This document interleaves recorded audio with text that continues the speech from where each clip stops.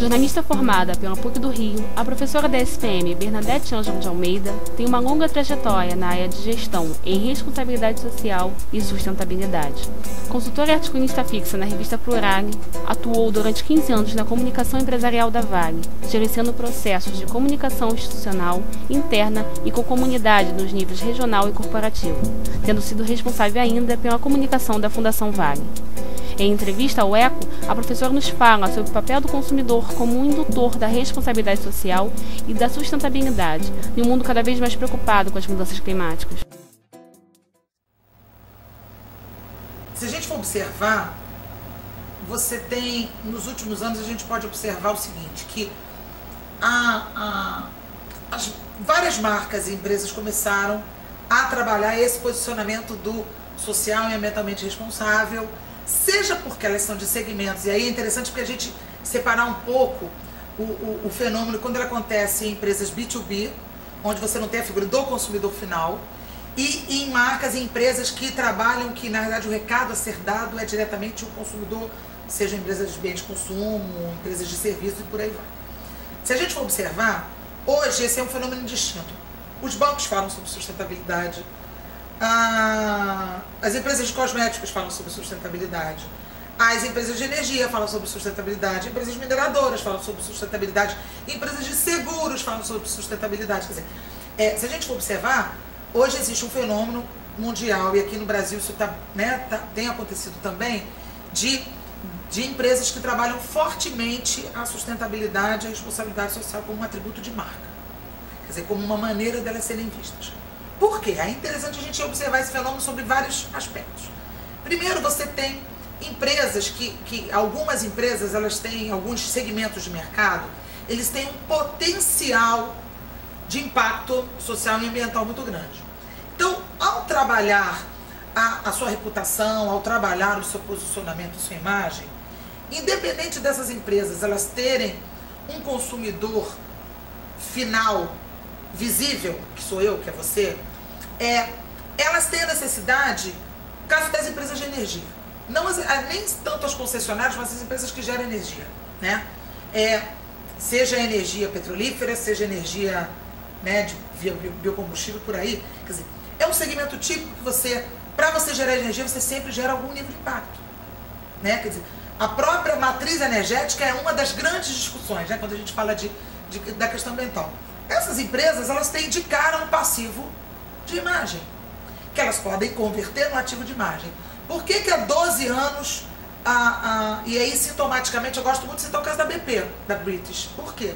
A British Petroleum que passou por aquele acidente, né, ela gerou aquele acidente super sério ano passado no Golfo do México, sempre foi uma referência à empresa, ela foi a primeira das empresas petrolíferas que deixou de se posicionar como empresa petrolífera para se posicionar como empresa de energia. E aí todas vieram atrás, né? Shell se posiciona desse jeito hoje, a própria Petrobras. Por quê? Porque você tem um passivo de imagem que vem do segmento. Quer dizer, ser uma empresa petrolífera é você carbonizar a matriz energética. Então você tem um passivo de imagem que você tem o formador de opinião, o cara que compra ação, o analista de investimento, que é o cara que recomenda que você compre a ação dessa empresa e não dessa, e já recomenda considerando também variáveis socioambientais, porque cada vez mais esse consumidor, esse formador de opinião, essa mídia, está querendo separar o joio do trigo, porque se todo mundo diz que é sustentável, o que é ser sustentável então? Porque está todo mundo dizendo que né? Então assim, a gente tem hoje um momento onde sustentabilidade tem sido trabalhada fortemente como atributo de marca, e as empresas trabalham isso fortemente como atributo de marca. Por quê? Porque do lado de cá tem um consumidor, tem uma opinião pública que está demandando, está sensível a esse apelo, ok? Por um outro lado, acho que a gente tem que ter um certo cuidado na hora que a gente fala de que, então todo mundo está comprando, motivado, né, prestando atenção se essa empresa, ela está fazendo o dever de casa dela ou não, se ela minimiza o impacto ambiental na sua cadeia produtiva ou não, se ela tem trabalho escravo, trabalho infantil na sua cadeia produtiva ou não. Eu diria que, embora a mídia esteja se voltando para esse tema, e está crescentemente, se a gente for ver a mídia como um todo, Hoje você tem vários programas de televisão voltados para o tema, você tem segmentos de jornal voltados para o tema, você tem sites voltados para o tema. Então é inegável que se você tem isso na pauta, é porque tem gente querendo ler. Eu costumo brincar, inclusive assim, fenômeno da internet à parte, mas a grande mídia, gente, a grande mídia também é negócio. Ninguém vende jornal, ninguém vende revista se do lado de lá não tiver um leitor disposto a ler aquela informação. É cool, né? É uma coisa que é bem vista. Ninguém é louco de dizer que não acha bacana, né? Viver num planeta melhor, né? Diminuir a quantidade de consumo de água e por aí vai.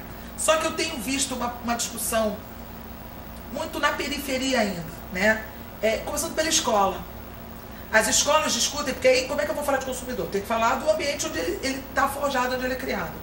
A escola discute muito, né? Vamos, né?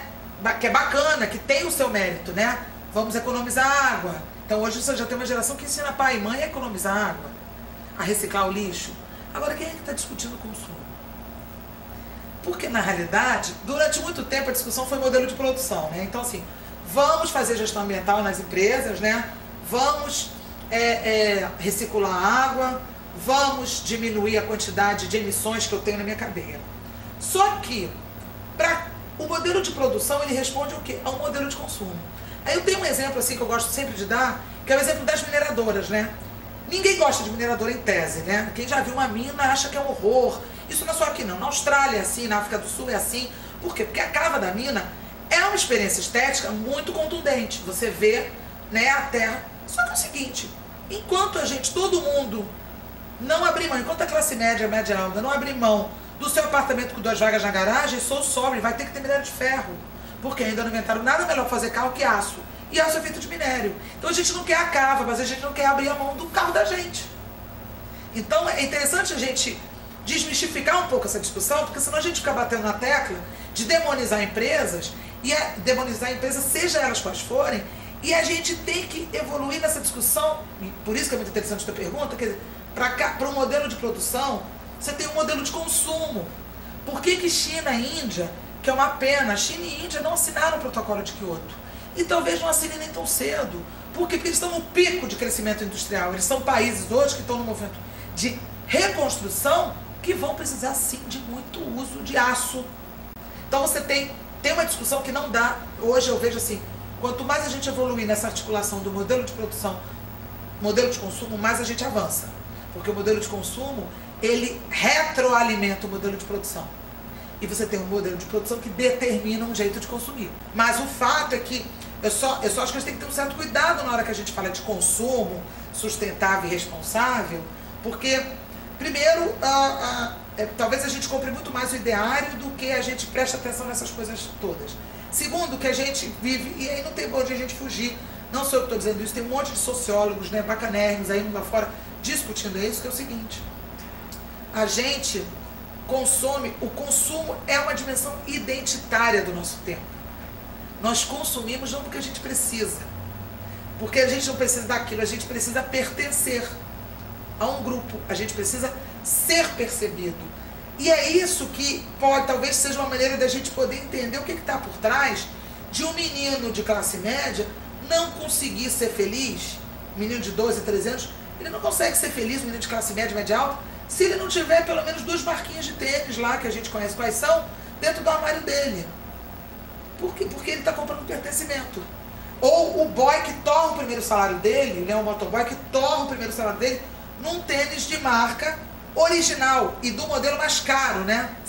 Ele torna o primeiro salário dele. O que é isso? Ele precisa de um calçado, ele precisa pertencer, e a forma dele pertencer e dele ser percebido é ele comprar. Eu não estou emitindo juízo de valor, eu acho que a gente tem que pensar que essa discussão tem a ver com essa sociedade contemporânea, onde, e aí eu gosto muito né, isso não é criação minha, isso outras pessoas colocam, e eu gosto muito dessa ideia de que a gente migra de uma sociedade onde o ser já foi importante, a gente migrou para uma sociedade onde o ter é a figura central, e a gente está indo para um terceiro nível, que já não basta ser nem ter, mas o legal é parecer ter. E aí, Qual a graça de eu viajar se eu não posso pegar as minhas fotos e postar todas elas no Facebook? Não tem problema nenhum. Mas a experiência, ela tem um mérito em si. Isso é muito sério. É como se a experiência não tivesse mérito em si e se ela só merecesse ser vivida na medida em que eu me mediatizo para os outros consumirem. Então, assim, isso é uma coisa assim que eu adoro o Facebook, acho, mas assim, acho que é legal a gente prestar atenção no fenômeno, né? Porque é muito legal, mas é como se você vivesse para... Gente, Caras é um fenômeno editorial há 12, 15 anos. Por que Caras? Eu acho Caras a cara dessa discussão. Por que Caras é um fenômeno editorial? Porque Caras, não é isso? A gente usufrui do que o outro parece ter. Porque aquilo é um simulacro de realidade, né? Então você consome a felicidade do casamento alheio, você consome os 15 anos da filha do outro, não é isso? Você consome a vida alheia.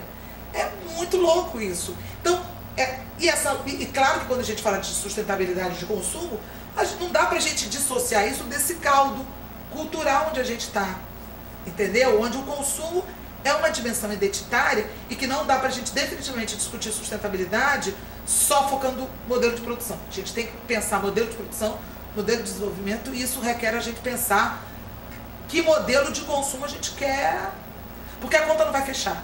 No dia que Índia, simples, gente, assim, né? Não precisa ser nenhum PhD no assunto. No dia que Índia, China, Rússia, Brasil, México, África do Sul, os emergentes, começarem a consumir no padrão japonês, alemão e Inglaterra, a conta não vai fechar.